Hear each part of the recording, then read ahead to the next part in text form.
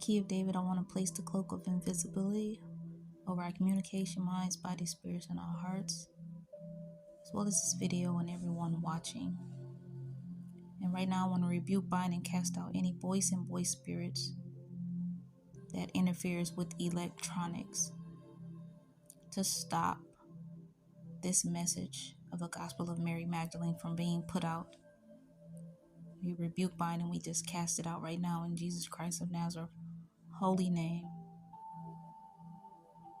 Sin, judgment, and law.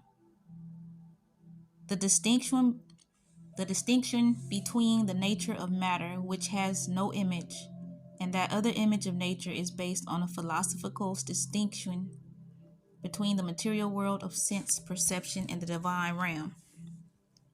Plato considered the lower material to be only an inferior copy of the higher divine realm of true being. He still thought it was as good as it could possibly be, and beliefs about it were still useful, if not absolutely reliable. In the Gospel of Mary, these views take a more strictly dualistic cast in the light of human suffering.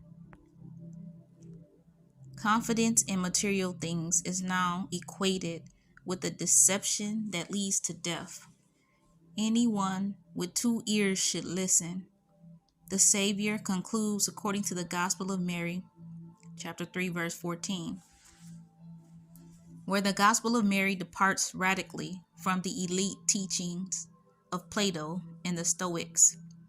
The Stoics means being calm without showing emotion, is its insistence that sure knowledge comes only through the revelation of the Savior. Through Jesus' teachings, believers have access to a true understanding of the spiritual realities and therefore the possibility of salvation. The Gospel of Mary is less confident than the ancient Greeks that humans can discern the truth of things through the exercise of reason. Yet while less optimistic about the condition of life in the material world, this is Plato. It is also more utopian in regarding the soul's spiritual orientation to God as the source of healing and salvation. Intimately tied to these ideas about the nature of the world and sin are the Savior's teachings about law and judgment. When he commissions the disciples to go out to preach the gospel, he charges them, "Do not lay down any rule beyond what I determine for you, nor promulgate," which means to make widely known. Do not lay down any rule beyond what I determine for you, nor promulgate law like the lawgiver, or else you might be dominated by it. Levi repeats this injunction at the end of work before going forth to preach, according to the Gospel of Mary, chapter 10, verse 13.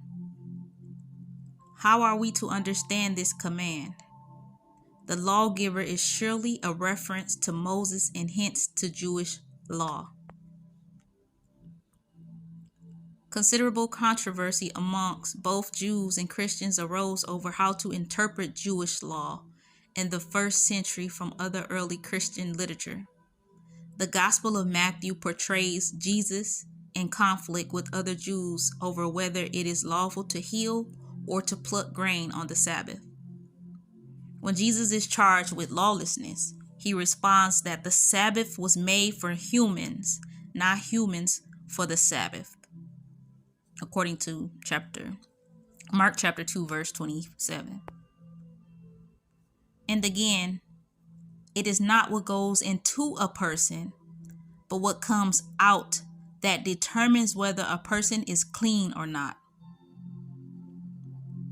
Yet he also says, "Think not that I have come to abolish the law and the prophets. I have not come to abolish," which means put an end to. He has not come to put an end to them, but to fulfill them. For truly I say to you, till heaven and earth pass away, not an iota, not a dot, will pass from the law until all is accomplished. Whoever then relaxes one of the least of these commandments and teaches people to do so shall be called least in the kingdom of heaven, but whoever does them and teaches them shall be called great in the kingdom of heaven. So Jesus did not come to abolish the law. He came to fulfill his word.